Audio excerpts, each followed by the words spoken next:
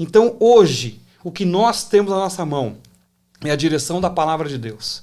Se nós temos essa direção, queridos, busque essa bússola. Sim. Busque a palavra que está aqui, ó, esse livro bendito, poderoso, abençoado, que é a palavra de Deus, é o nosso guia, é a nossa orientação. Isso aqui não é história da carochinha, não é história da vovó, sabe? Não é livrinho de conto de fada. Sim. E você vai entender isso quando você começar a ler a Bíblia, que é incrível, como se você lê um livro hoje, passa um tempo, você volta naquele livro, você tem um outro entendimento. Por quê? Porque a palavra é viva, ela se renova. Sim. É incrível isso. Há quantos anos foi escrito o primeiro livro da Bíblia? Sim. Muito antes de Cristo, né? Só depois de Cristo já são mais de 2023 anos que nós estamos vivendo. Sim. E essa palavra viva até E hoje, viva até arrasta hoje. multidões. E ela pulsa, não é, Rafa? Quando Sim. nós fazemos devocional de manhã, Sim. quando nós lemos a Bíblia, é incrível, parece um bálsamo sobre a nossa vida. Sim. Né? E a palavra fala que quando a gente está na palavra, a gente tem o capacete da salvação. O que é o capacete da salvação? O capacete da salvação, ele nos protege contra os pensamentos malignos. Porque se você parar para pensar, tudo está conectado na sua mente. E o diabo usa isso para te atacar. Quando você, igual o Hermes hoje, acordou um pouco triste, na hora que ele está um pouco triste, o inimigo acha uma brecha. Ele fala assim, ele está triste por causa disso, então calma aí, deixa eu colocar uns pensamentos ruins aqui na cabeça dele. E se ele dá a abertura, esse pensamento se prolonga por um dia, depois vai para um mês, né, depois vira uma depressão. Cresce. Mas o Hermes é um cara que tem entendimento da palavra. Ele falou, não, sai para lá, tristeza, olha o tanto de coisa que eu tenho para agradecer aqui. E ele conseguiu vencer. Mas não quer dizer que só porque ele está na palavra ele não vai ter um dia mau. Pelo contrário, os dias maus às vezes são todos os dias, mas a gente tem a força dessa espada aqui, ó, que ela nos liberta, ela nos forja para vencer cada guerra, cada dia. Então o capacete da salvação, ele ajuda a blindar nosso pensamento. Quando você tem o pensamento blindado, nada te para. É a couraça da justiça, protege o nosso coração, porque o nosso coração é enganoso, né? O inimigo também consegue atingir nosso coração. Sandália do evangelho, porque a gente possa caminhar na palavra. E a espada da justiça, que é essa aqui, ó. Isso aqui é a nossa espada. A Bíblia. Isso aqui vence qualquer guerra, né, Hermes? É verdade. Não tem pra ninguém. Eu acho incrível, Rafa, como que é a nossa conexão. Você abriu em Efésios 6. Ó, a primeira palavra que estava aqui, ó, no meu resumo, Efésios 6, exatamente sobre isso. Amém. Efésios 6, de 11 a 17, que fala exatamente sobre isso que você acabou de falar. Vistam toda a armadura de Deus, para poderem ficar firmes contra as ciladas do diabo, pois a nossa luta não é contra seres humanos, né? Mas contra os poderes e autoridades, contra os dominadores deste mundo de trevas, contra as forças espirituais do mal nas regiões celestiais. Por isso, vistam toda a armadura de Deus, para que possam resistir no dia mau e permanecer inabaláveis, depois de terem feito tudo. Assim mantenham-se firmes, cingindo-se com o cinto da verdade, vestindo a couraça da justiça e tendo os pés calçados com a prontidão do evangelho da paz. Além disso, usem o escudo da fé, com o qual vocês poderão apagar todas as setas inflamadas do maligno. Usem o capacete da salvação e a espada do Espírito, que é a palavra de Deus. Uau, amém. Foi essa a palavra do... Isso você tinha aberto aqui, eu vi você falando sobre isso. Eu não tinha lido. Tá aqui, ó, Efésios 6, 11 e 17. Que maravilha. Exatamente isso. Essa palavra a gente sempre fala para as crianças, né? Eles vão sair de casa, quando eles acordam, a gente fala assim, a gente faz eles colocar a mão na cabeça e fala assim, eu tenho o capacete da salvação, a couraça da justiça, o cinto da verdade, a sandália do evangelho e a espada da justiça. Porque, gente, só de você proferir isso, você já dá força para o mundo espiritual, né? Para te cuidar. Eu faço as crianças repetir isso em voz alta, porque o inimigo possa escutar, né? E as setas do inimigo, o que é as setas do inimigo? Pensa você caminhando, aí tem uma plaquinha ali, fala assim, ó, vai ali, adultério, mentira, engano, drogas. É as setas, o diabo vai te encaminhando. E se você pega aquela rota, você vai sair da rota de Deus que a gente estava falando, né? Então o inimigo ele fica te dando seta, ó. Vai aqui, ó, aqui tem água, vai ali, ó, mas é a água suja. A água limpa tá lá, ó, tá mais longe, você tem que caminhar. Essas são as setas do maligno, né? É verdade. Então, a nossa guerra, é o que fala aqui, a nossa guerra, ela é muito maior do que nós imaginamos. A nossa volta há um emaranhado de espíritos, tanto da parte ruim como da parte boa, né? Os anjos de Deus estão o tempo todo guerreando contra entidades malignas para tentar guardar a tua vida e te proteger, né? Só que quando nós estamos desconectados de Deus, quando nós estamos longe de Jesus, quando nós estamos longe da palavra do Senhor, infelizmente, nós estamos muito mais propícios a sermos atingidos por essas setas do que aqueles que estão revestidos. É o que fala exatamente em Efésios. Se você usa o capacete, se você usa a couraça, se você calça os seus pés com a sandália, se você põe o cinto e você está com a palavra de Deus, que é a espada, né, do Senhor, dificilmente essas setas malignas te atingirão.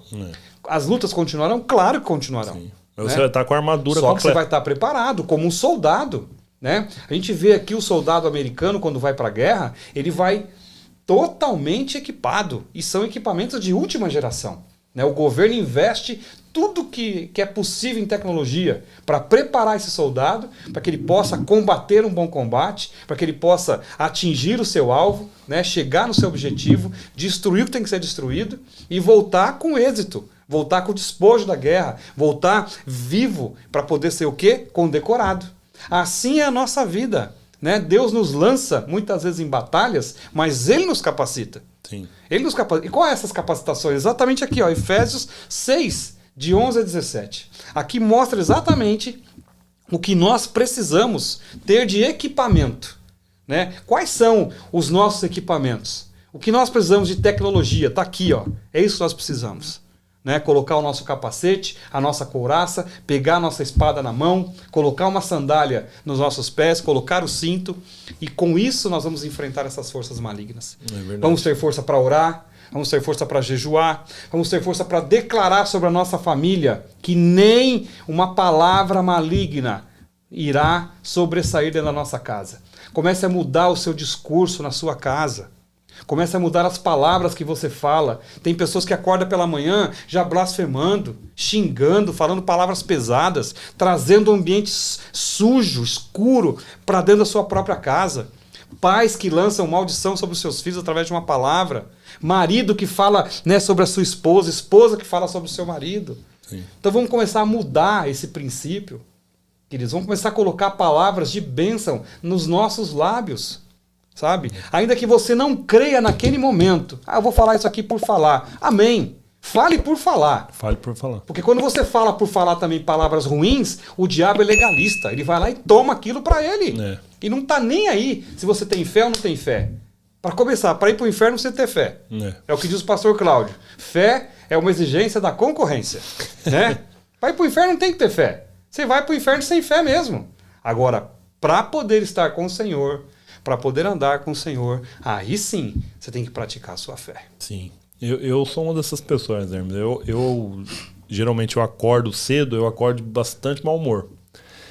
Então, se eu acordar e deixar aquele mau humor tomar conta do meu dia, eu acabo com o meu dia. Então eu acordo já de mau humor, mas eu já acordo declarando.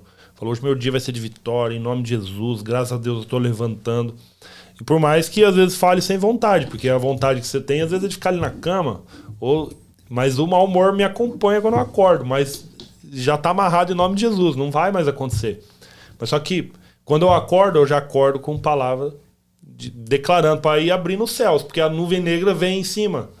Então se eu deixo essa falha que eu tenho me atingir, o inimigo vem. Se eu já acordar falando tudo que eu tô sentindo na hora que eu tô acordando, levantando da cama, o diabo pode usar isso e acabar com o meu dia. Vai falar assim, uma brecha imensa. Olha lá, tá cansadão? Beleza, não declare isso, gente, porque a palavra tem poder. A palavra é uma espada afiada. Exatamente. Isso fala aqui na Bíblia também. Então nós temos que acordar profetizando sempre palavras de bênção. Isso faz toda a diferença na minha vida e vai fazer na sua também, com certeza. Olha que interessante, em Salmo 144, versículo 1 e 2, fala o seguinte: bendito seja o Senhor, a minha rocha, que treina as minhas mãos para a guerra e os meus dedos para a batalha. Ele é o meu aliado fiel, a minha fortaleza, a minha torre de proteção e o meu libertador. É o meu escudo, aquele em quem me refugio, ele subjuga a mim e os povos. Que tremendo. Que tremendo isso. O Senhor é a nossa força. Deus está conosco, nos capacitando o tempo todo. Né? Olha que interessante o que o Rafael falou agora, me lembrou aqui a situação de Jó. Jó era um homem tremendamente abençoado. Um homem que tinha tudo, tinha posses, tinha filhos, esposa, vivia muito bem. Se você pegar os 2 primeiros capítulos de Jó, conta toda a sua grandeza em riqueza, em tudo mais que ele tinha. Mas aí surge quem? O inimigo, né? Que estava lá dando uma voltinha pela terra e de repente viu Jó naquela toda a sua grandeza, prosperidade, alegria, paz e tudo mais.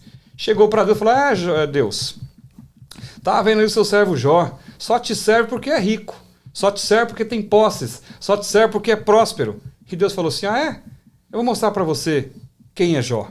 Vai lá e toca em tudo que você puder, toca em tudo, não toca na alma dele, mas no restante pode tocar em tudo.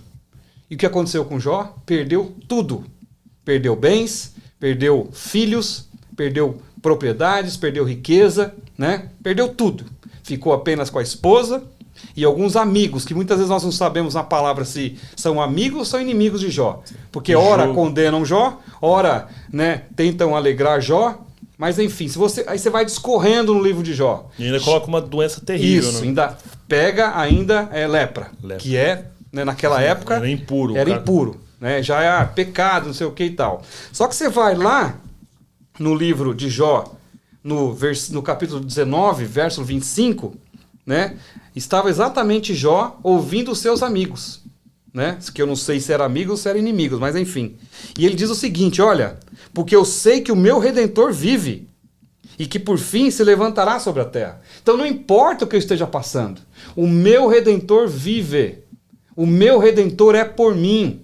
O Senhor é contigo, então não importa a situação que você está vivendo nesse momento, não dê ouvidos para aquilo que vem de fora, não dê ouvidos para conselhos ruins, não dê ouvido para pessoas que, na verdade, não querem o seu bem, que está, inclusive, aplaudindo a sua derrota, está aplaudindo esse momento ruim que você está passando. Mas não abandone a promessa e a palavra de Deus, porque isso em algum momento vai ser revertido na tua vida. E nós vamos mais um pouquinho ainda no livro de Jó, lá no capítulo 42, o último, onde Jó olha e faz uma oração. E no meio dessa oração ele diz o seguinte: antes eu te conhecia só por ouvir falar, mas agora eu te vejo com os meus próprios olhos. Amém. Olha que tremendo. Jó enfrentou uma barra duríssima, perdeu os seus filhos. Qual é o meu bem mais precioso hoje aqui nessa terra? É a minha família, é os meus filhos, não é casa, não é carro, não é negócio, não é riqueza, não é dinheiro no banco, não é nada disso. O meu bem maior nesta vida abaixo de Deus é a minha família. É o que eu mais amo, é o que eu mais prezo, é o que eu mais tenho apreço, é os meus filhos, a minha esposa, é a minha casa, o meu lar. Então, aquele homem perdeu tudo, mas aprendeu uma lição.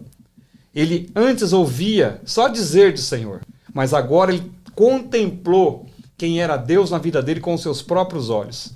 Talvez você está aí só ouvindo falar de Jesus, ouvindo falar, mas Jesus quer que você o veja. Jesus quer que você o sinta. Jesus quer que você realmente o receba como Senhor e Salvador da tua vida. Como aquele que vai mudar a tua história. Como aquele que vai transformar a tua casa. Vai transformar o teu casamento. Vai transformar os teus negócios. Né? Nós sabemos que o Brasil está passando uma fase terrível por conta desse novo governo. Mas olha, eu quero te dizer uma coisa. Não espere, não confie em sistema financeiro, não confie na economia, não confie no governo, não confie em políticos, não confie em homens, não confie em cavalos, mas confie no Deus Todo-Poderoso. Sabe por quê? Porque a última palavra sempre será dele. Amém. A última palavra sempre virá dos céus. Então, se você acredita que Deus pode mudar a tua história, que Deus pode te ajudar a vencer essas guerras, seja ela qual for, o tamanho que for, esse é o momento. Esse é o momento de você realmente abrir os teus olhos e falar: Senhor, eu não quero mais ficar só ouvindo falar de Ti. Eu quero realmente saber que o Senhor é na minha vida também. E eu quero convidar o Senhor para estar comigo a partir de hoje. Então abra o teu coração, sabe? Chame o Senhor para morar na tua casa, na tua família. Às vezes que nós temos que dar um tapa na mesa e falar, oh, peraí, acabou. Esse tempo ruim tem que acabar. Essa história aqui na nossa casa vai mudar. Você pai de família, você marido, você pai, você sacerdote do seu lar, comece a declarar na tua vida que a sua história tem que ser transformada. Às vezes o que a tua mulher quer é um homem de verdade dentro de casa, que tome as rédeas das coisas e fala, peraí, eu agora vou orar por essa família, eu agora vou assumir o papel de marido, de pai, e vou de fato ser um sacerdote na minha casa. Entendeu? E essas guerras que nós estamos passando, vamos vencê-las juntos, em nome do Senhor Jesus. Então chega de ficar cabisbaixo, chega de ficar reclamando, chega de mimimi. Sabe? Muitas vezes a gente se acovarda diante de certas situações. Para quê? Você tem um Deus que é o Todo-Poderoso. Para que se acovardar? Para que fugir? O problema existe para ser resolvido. Um livro ele tem as suas páginas para serem lidas. Se você chega lá na página 10 do livro e está enjoado, pô, eu vou pular para a página 50. Você pode fazer isso. Mas as 40 páginas que você pulou, você não vai saber qual era a história. Assim é a tua história também. Tem um problema, vamos resolver. Em nome de Jesus, vamos resolver. Porque Deus vai te dar sabedoria para que você possa escrever a tua história. E quando chegar no final da tua vida, você possa ser como Paulo. Né? Como Paulo, que falou o seguinte... Combati o bom combate, acabei a carreira e guardei a fé. Ou seja, ele lutou todas as lutas que ele tinha que lutar, mas ele não desanimou e não voltou atrás. E com isso, ele sabe o que ele recebeu? O galardão da vida eterna. Amém? Amém. Gente, a receita é uma só. Né? Para vencer uma guerra, tá fácil. Né? Tá fácil porque quem nos sustenta nos deixa mais fortes.